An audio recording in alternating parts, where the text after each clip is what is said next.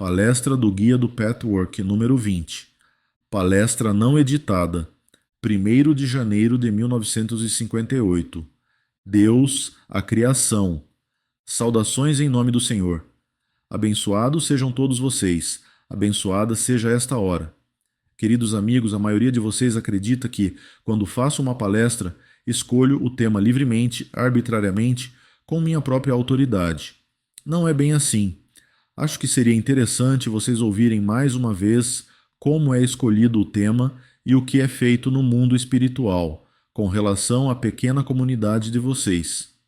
Primeiramente, vocês precisam entender que, como contraparte da sua pequena comunidade terrena, que aos poucos vai aumentando, existe uma comunidade consideravelmente maior no mundo espiritual, que rege tudo o que diz respeito à sua comunidade. Essa organização do mundo espiritual está ajudando, guiando, decidindo muitos fatores sobre os quais vocês nada sabem, mas que dizem respeito a todos vocês e estão em contato com vocês, com muito mais intensidade do que qualquer um imagina. Não existe a menor coincidência, nem mesmo quanto às pessoas que vêm aqui uma vez e não ficam, porque não possuem maturidade espiritual para entender o que se passa ou porque não querem se desenvolver espiritualmente e seguir este caminho de perfeição, que exige um suprimento contínuo de alimento espiritual. No início, mais pessoas que se enquadram nessa categoria vêm aqui, mas, como eu disse, não se trata de mera coincidência. Isso tem um propósito, uma finalidade. Nesse momento, só posso falar muito por cima dessas razões. Enquanto os amigos que pertencem ao núcleo central e que ajudam a construir esta comunidade não tiverem se provado suficientemente com relação a muitos de seus pontos fracos, a presença de pessoas que ainda não conseguem dar o devido valor a essa comunicação com o mundo de Deus será um teste para elas. Todo teste, toda prova é o resultado direto ou indireto da própria imperfeição. E sua finalidade também é inevitavelmente aprender com a experiência e, assim, corrigir as fraquezas individuais. Vocês, que pertencem ao núcleo central, têm uma grande responsabilidade e, portanto, precisam tornar-se fortes. E isso só pode ser conseguido por meio de acontecimentos de todo tipo, mesmo aqueles que aparentemente não são importantes, que aparentemente são coincidências. Quem realmente segue o caminho, ativamente e com os olhos abertos, observará e testará tudo o que lhe acontece durante o dia, para poder aprender mais sobre si mesmo. À medida que vocês, espiritual e emocionalmente, se tornaram mais fortes, mais elevados e mais perfeitos, não só os seus conflitos pessoais vão diminuir, mas também o caráter e o desenvolvimento espiritual da maioria das pessoas que se juntam ao grupo mudarão.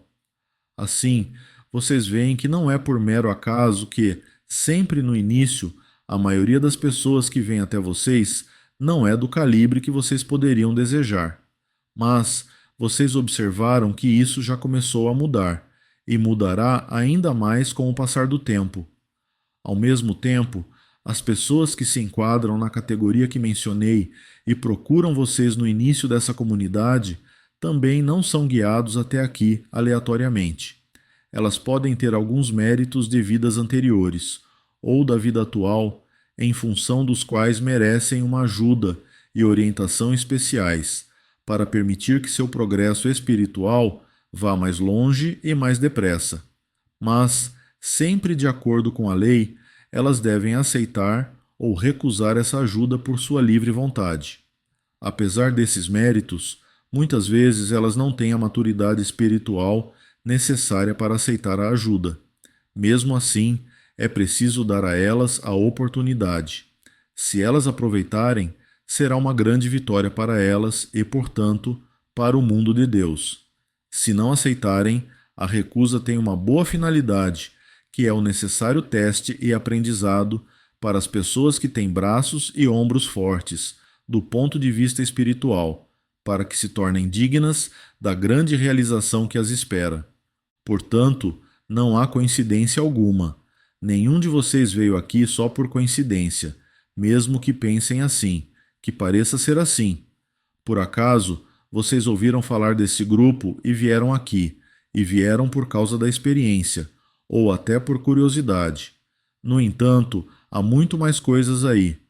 Outros que poderiam vir pelos mesmos motivos de vocês, para início de conversa, nunca ouviram falar desse grupo, nunca tiveram uma oportunidade. Tudo isso é determinado pela organização do mundo espiritual, que rege vocês. Quem é escolhido e quem é deixado de lado, pelo menos nesse momento.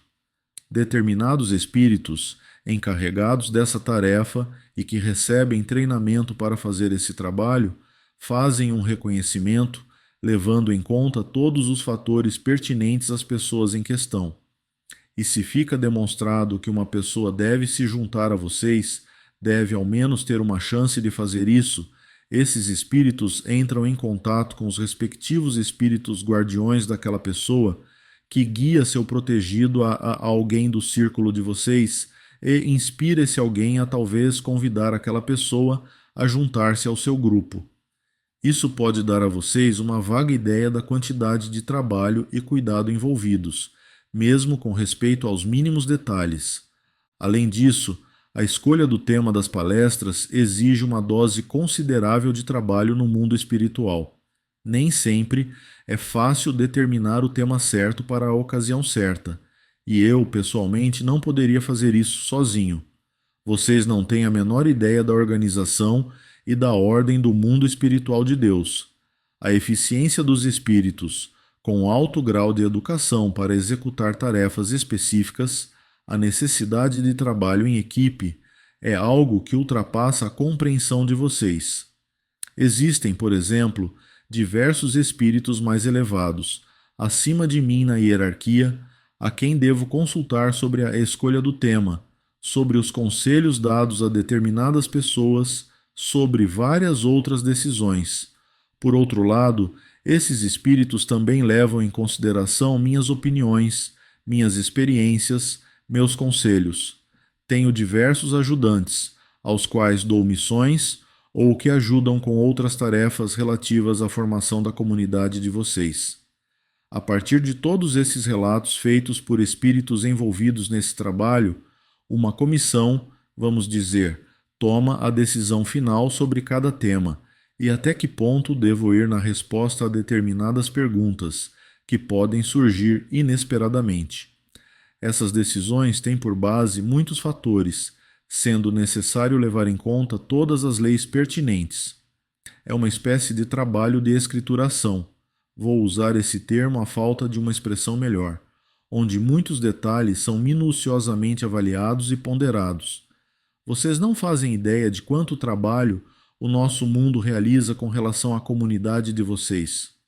Quantas coisas é preciso considerar, e também com relação ao futuro, como é difícil concluir se determinadas informações reveladas cedo demais podem ser prejudiciais a alguns dos ouvintes e leitores, embora essas mesmas informações possam ser úteis para o progresso de outros.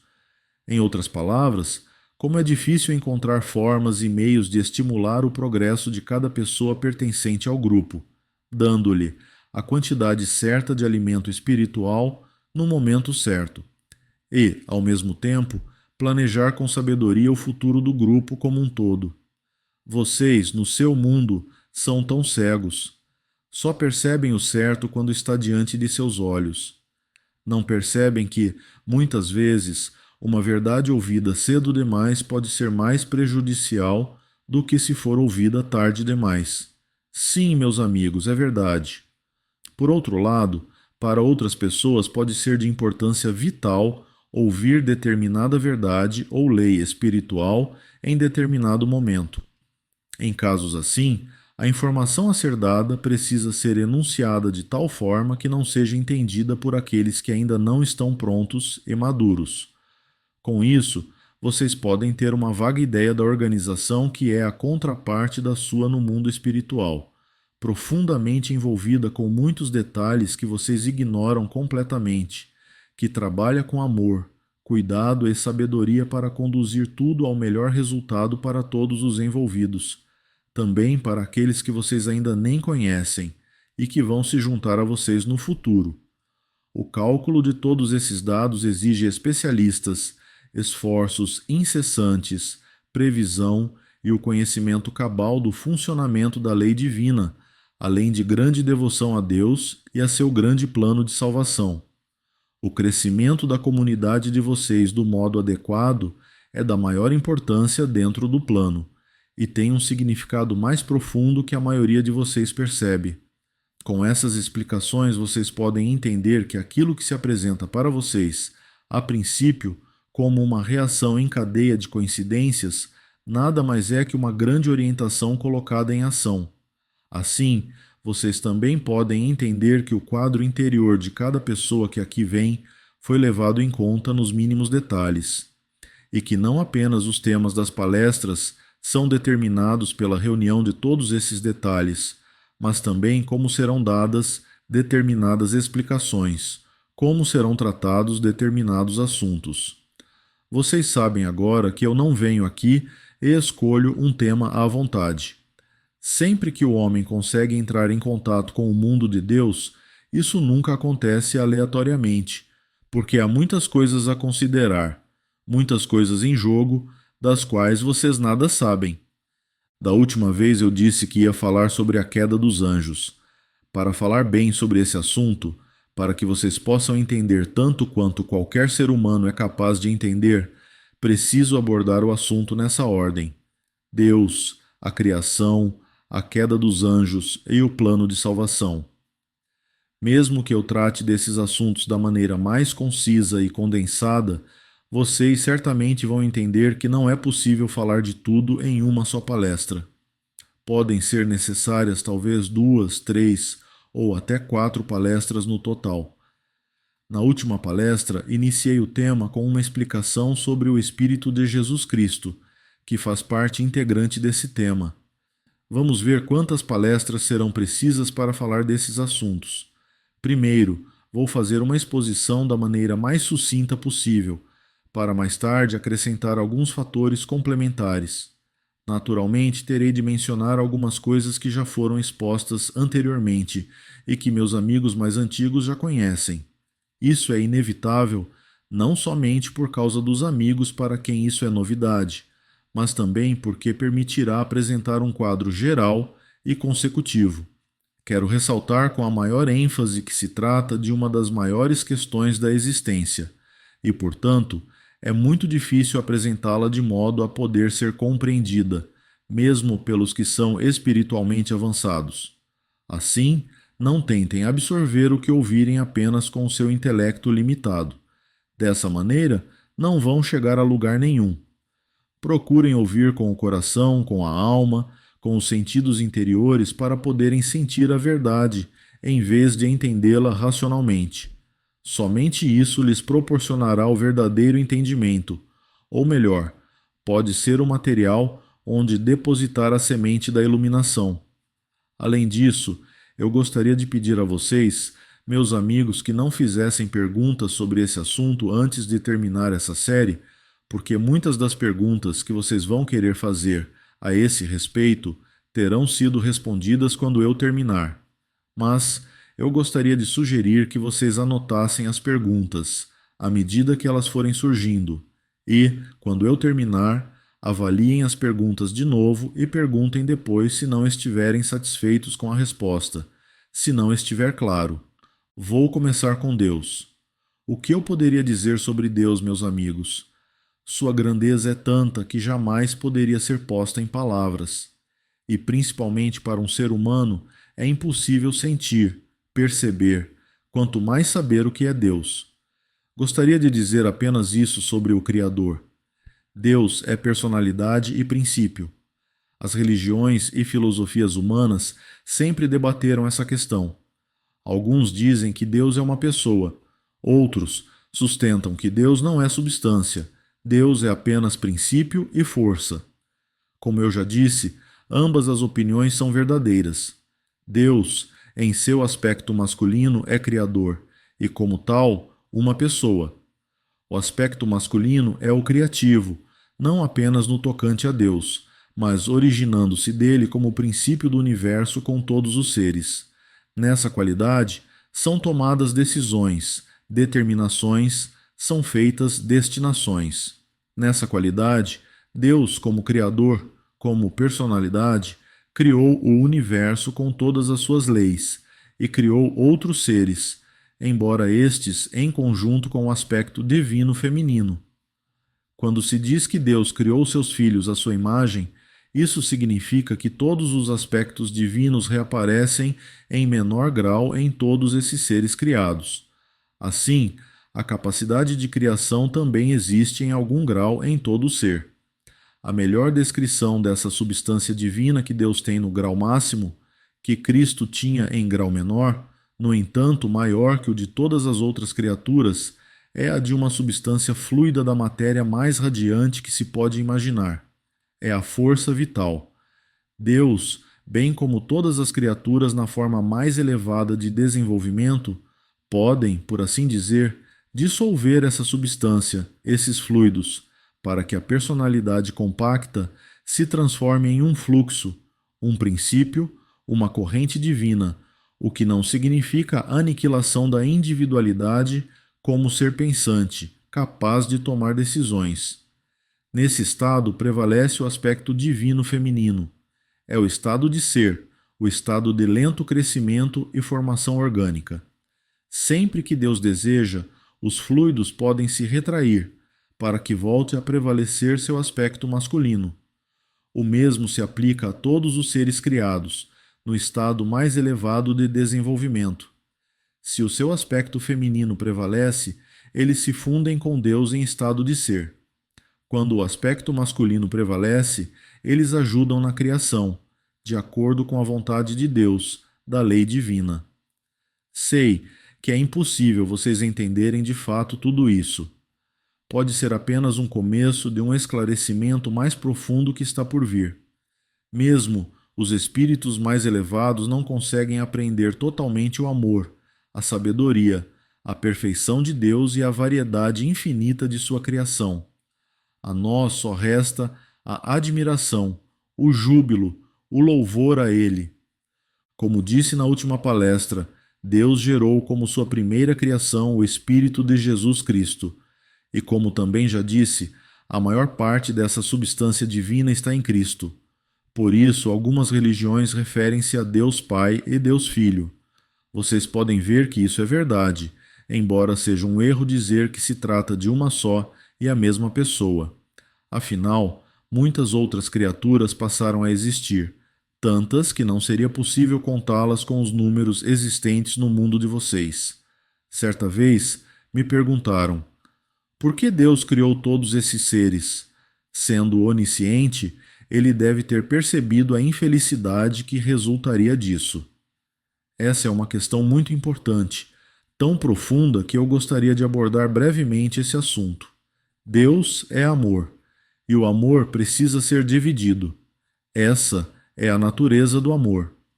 É claro que Deus sabia que, ao criar seres dotados de livre-arbítrio, eles poderiam usar essa faculdade de modo tal a gerar a infelicidade, pelo menos temporariamente. No entanto, e nisso está a grandeza de Deus, ele criou seres capazes de escolher livremente com o poder a eles concedido. Ou eles teriam a sabedoria de não abusar do poder e viver de acordo com a perfeição da lei divina em estado de eterno contentamento, ou, se decidissem por outro caminho, finalmente chegariam a compreender muito melhor a perfeição da lei divina, depois de ter atravessado o vale da morte, e assim, no fim das contas, seriam ainda mais semelhantes a Deus. A infelicidade temporária daqueles que tomaram a decisão errada não é nada comparada com o contentamento e a felicidade da eternidade, depois de se ter passado pela infelicidade auto-infligida. A balança mostra isso tão claramente que um espírito nem precisa ser muito desenvolvido para perceber esse fato. Assim, Deus criou muitos seres e muitos mundos, muito antes de existir um mundo material. Mundos de harmonia, felicidade, beleza infinita e infinitas possibilidades de revelação dos aspectos divinos criativos de todos os seres. A substância divina de cada ser criado era livre, não coberta por matéria estranha, não da natureza de Deus. Eu já disse muitas vezes a vocês que sua tarefa é revelar essa substância divina, libertá-la dessas camadas contrárias a Deus e que impedem a união com vocês mesmos e com Deus. Essa substância divina também é designada o eu superior ou centelha divina do homem. Ela é divina em todos os aspectos e possui parte daquela divindade. Também é chamada às vezes Espírito Santo, embora essa expressão tenha provocado muitos mal-entendidos entre os seres humanos. O Espírito Santo não é um ser, nem é parte de uma trindade divina, de acordo com uma interpretação difundida. Ele é simplesmente a substância divina que toda criatura tem, em certo grau e em certa medida, livre de outras substâncias ou ainda recoberta por outras substâncias. Vocês podem ver que a ideia da Trindade muitas vezes foi mal entendida, porém também existe uma grande dose de verdade por trás desse mal entendido. Agora, vocês vão querer saber como essas camadas estranhas acabaram recobrindo aquela substância divina que cada ser possuía originalmente. E essa é a história da queda dos anjos. Outro nome desses seres puros, semelhantes a Deus, ou Espíritos Santos, é anjos. Mas antes de entrar nessa questão, gostaria de dizer que é um grande erro supor que essa substância divina, existente em todas as pessoas, é Deus ou idêntica a Deus, o Criador. Deus é um ser, e o que vocês têm em vocês é de substância divina, e tem muitos dos atributos divinos, embora não no mesmo grau que o próprio Deus. É semelhante a Deus. Somente essa substância libertada e purificada dentro de vocês é capaz de se unir a Deus, de tornar-se um só com Deus. Nenhuma substância dessemelhante de Deus pode unir-se a Ele. É um erro igual aos mencionados anteriormente confundir a substância semelhante a Deus, existente em toda criatura, com a substância do próprio Criador. Os homens muitas vezes defendem a ideia de que Deus não deveria ter dotado suas criaturas de livre-arbítrio, pois nesse caso a queda não teria acontecido, ou, pelo menos, Deus deveria ter interferido quando tudo começou. Mas isso é visão curta, é cegueira. Só pode haver felicidade para uma criatura no estado de união com Deus. E para estar em união com Deus, vocês precisam ser da mesma substância, dotados dos mesmos aspectos e qualidades. Caso contrário, a união é impossível, mesmo do ponto de vista químico é impossível. Como Deus é liberdade e a liberdade é um dos aspectos divinos mais importantes, as criaturas de Deus precisam ter essa mesma liberdade. Caso contrário, seriam diferentes de Deus e, assim, incapazes de unir-se a Ele.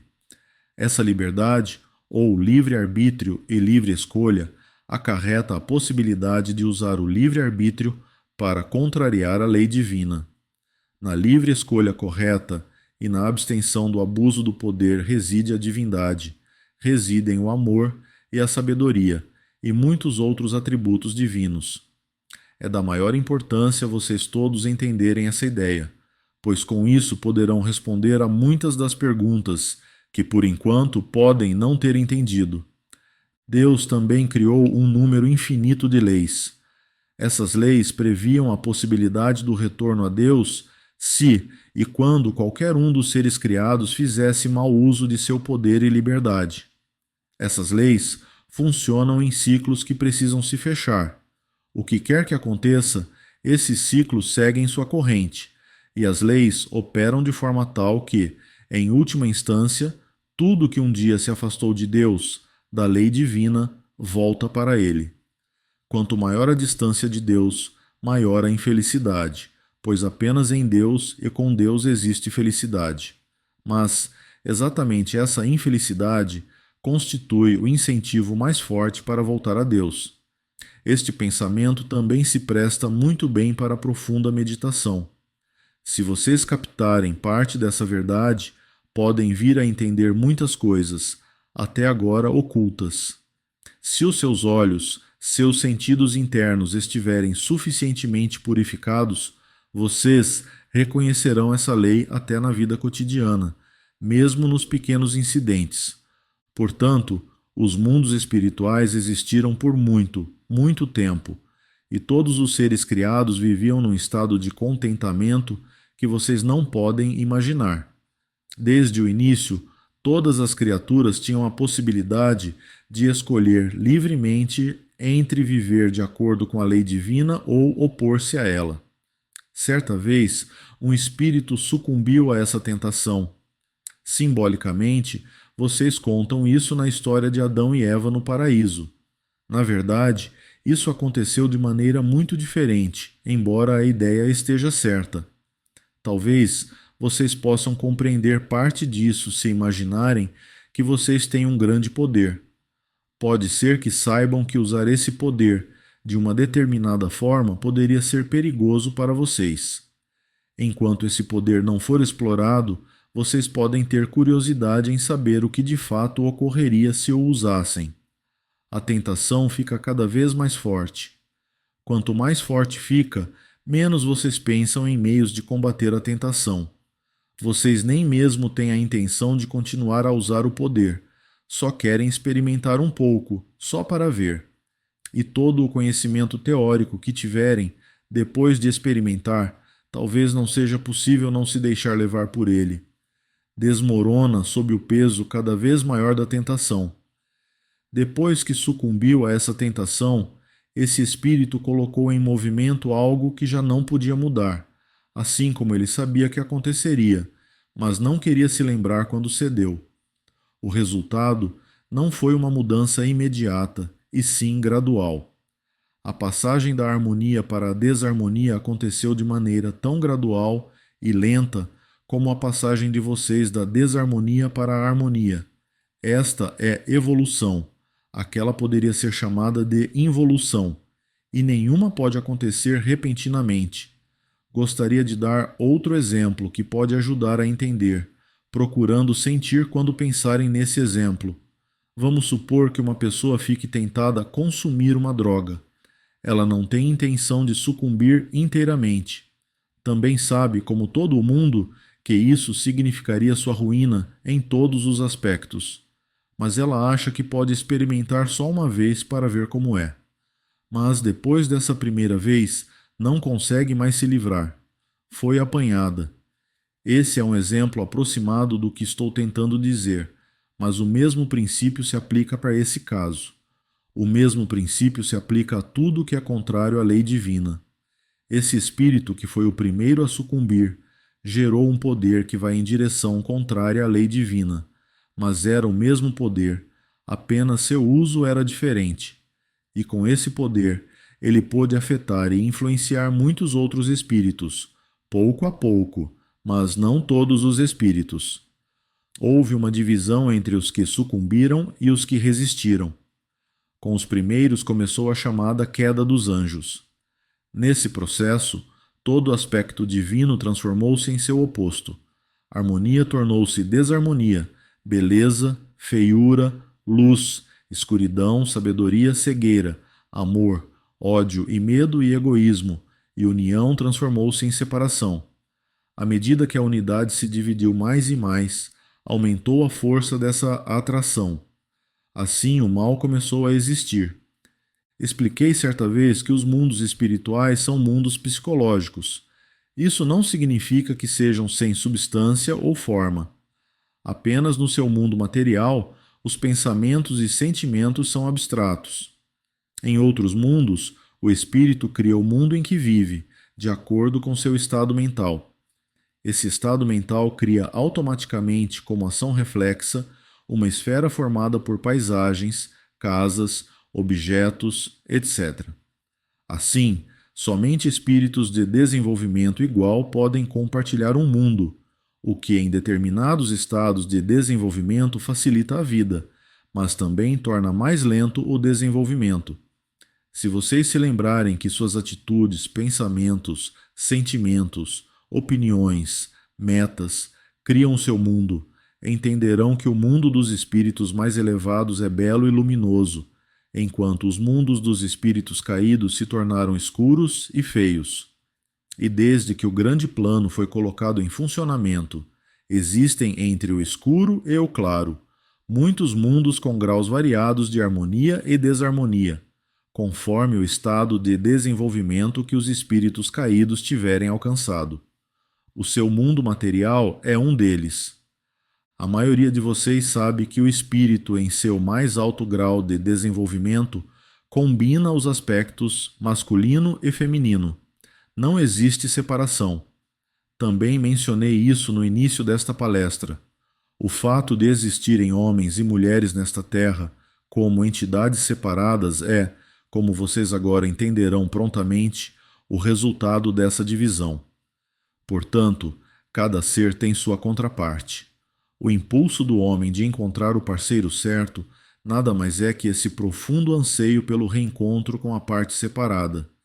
Todo ser passa por algumas encarnações com seu verdadeiro duplo, ou contraparte, porque, através da felicidade que isso acarreta, reside o dever de preencher alguma coisa.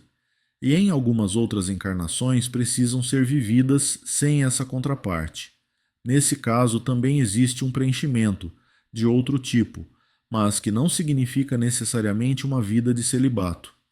Pode haver outros parceiros com os quais não só é possível usufruir de uma grande felicidade, mas também cumprir outros deveres, pagar karmas e assim por diante. Portanto, se vocês passarem uma encarnação sem o seu verdadeiro duplo, mas tiverem outro parceiro com o qual tem algo a cumprir, não pensem que a sua contraparte no mundo espiritual vai ficar magoada ou sentir ciúmes por causa do amor que vocês tiverem pelo parceiro atual. Não, não é assim que as coisas funcionam na realidade absoluta. Aprender a amar é dar um passo em direção a Deus, a sua realização, a sua libertação, e assim também da sua contraparte, não importa como vocês aprenderem. O sexo, o impulso por esse tipo de amor, é, em síntese, o anseio pela união com a sua contraparte para restabelecer o todo. A direção dada a essa força depende apenas de vocês. Seres menos desenvolvidos, como os animais, as plantas e os minerais, ainda estão em um estado de maior divisão ou cisão. O estado do homem, dividido em dois, por assim dizer, é a última forma antes de poder acontecer o reencontro, a volta ao estado que a criatura já teve. Os mundos desarmônicos que passaram a existir através dessa separação de Deus, da chamada queda, também são chamados inferno. Esses mundos simplesmente refletem o estado de espírito das criaturas que ali vivem, ou seja, essas esferas passaram a existir como resultado direto do estado de espírito desses seres. Mas o inferno não é apenas uma esfera, pois ali existem muitas esferas, assim como existem muitas esferas no mundo divino, o chamado céu. Quando ocorreu a queda, nem todos os que participaram passaram para um estado igual de desarmonia e mal. Houve muitas gradações, conforme os indivíduos. Assim, também como resultado automático, passaram a existir diferentes esferas no mundo da escuridão, sempre em correspondência com o estado mental de cada um. Mas, no todo, pode-se dizer que cada aspecto divino se transformou, um pouco mais, um pouco menos, em seu contrário. Enquanto não se dá a purificação completa, algumas das características da queda continuam dentro da pessoa, até certo ponto. Seria extremamente útil se cada um de vocês fizesse um autoexame para sentir isso claramente e, assim, trazer a consciência.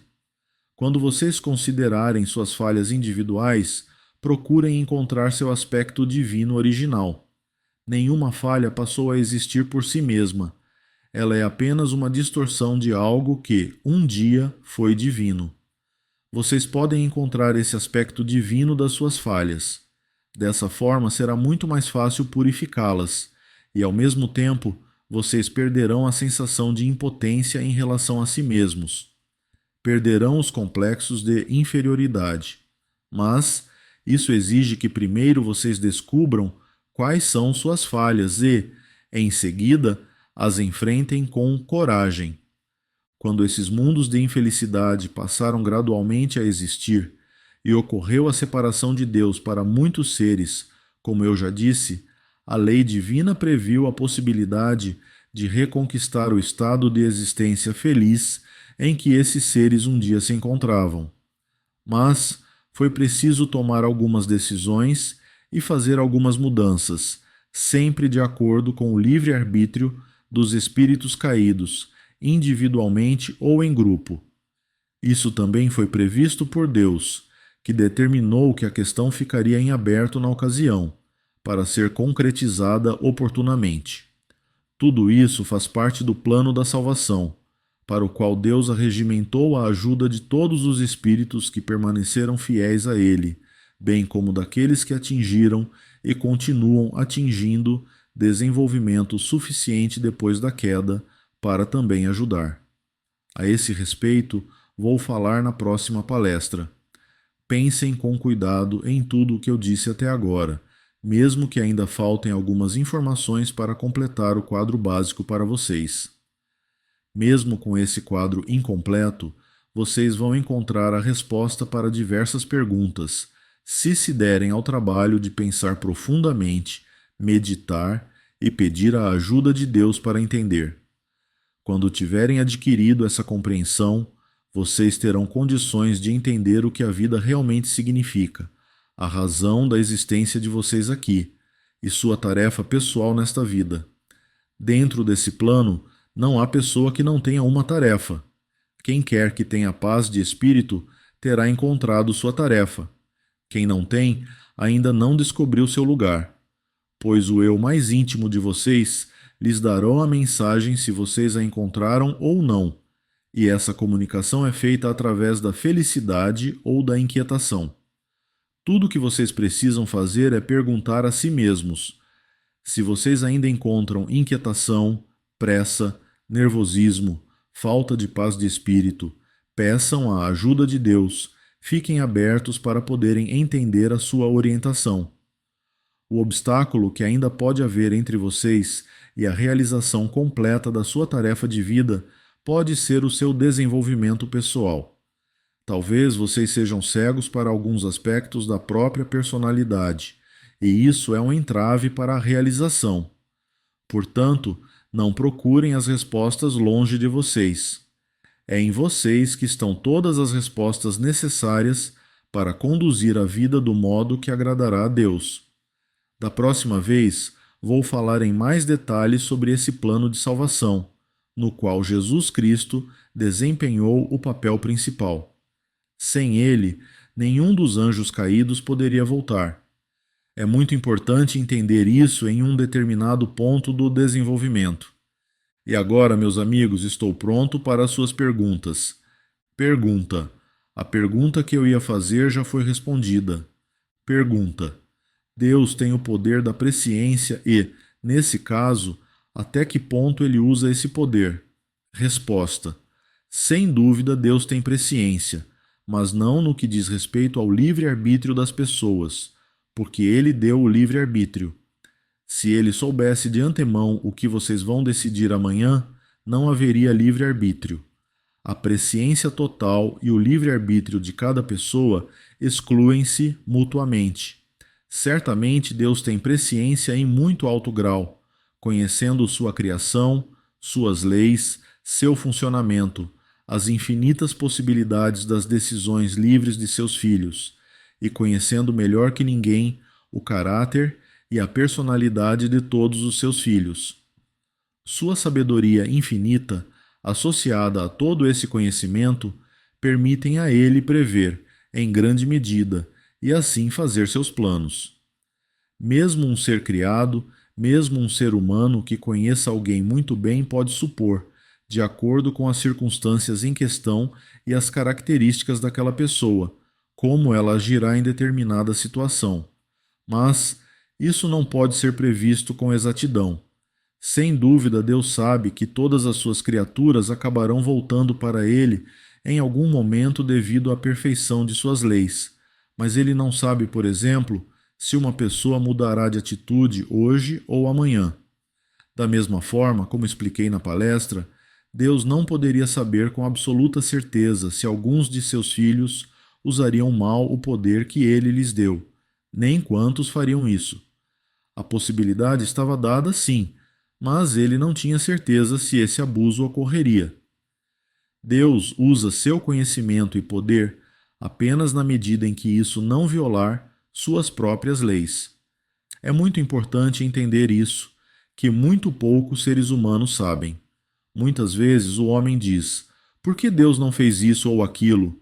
Todo esse sofrimento não seria necessário, etc, etc. Nesse caso, Deus iria contra suas próprias leis, e como suas leis são perfeitas, esse não seria um ato perfeito. Não importa se um ser humano, em sua cegueira, não consegue entender que o caminho de Deus é o melhor. Em algum momento, essa cegueira desaparecerá e será reconhecido que Deus e suas leis são perfeitas e que só é possível para cada um atingir a perfeição passando por esse sofrimento auto-infligido. Isso está claro? Pergunta: o que regula as consequências, boas ou más, que uma pessoa enfrentará nessa vida ou como karma em uma próxima vida? Resposta: quanto mais uma pessoa está no caminho espiritual do autodesenvolvimento, quanto maior seu desenvolvimento espiritual, mais cedo virão as consequências. Quanto menor o desenvolvimento, ou se a pessoa não seguir este caminho, mais tempo levará. E isso acontece por uma razão muito boa.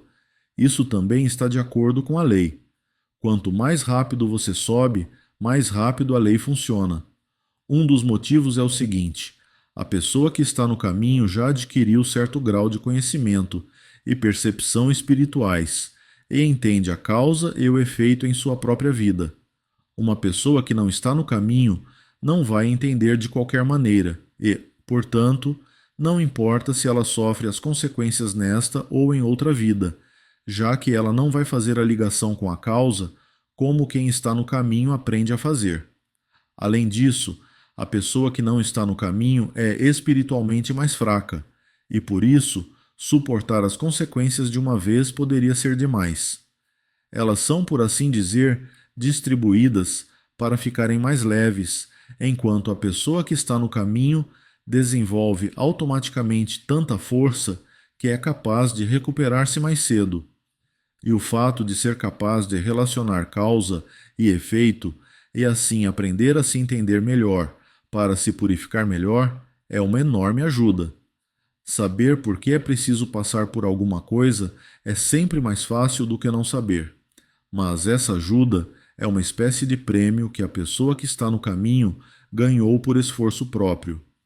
Creio que todos os que seguem o caminho confirmarão que, em qualquer aspecto, em qualquer ocasião em que se desviam deste caminho ou cometem o menor erro, a repercussão é quase imediata, enquanto a pessoa de quem se pode esperar menos parece sair em grande parte impune.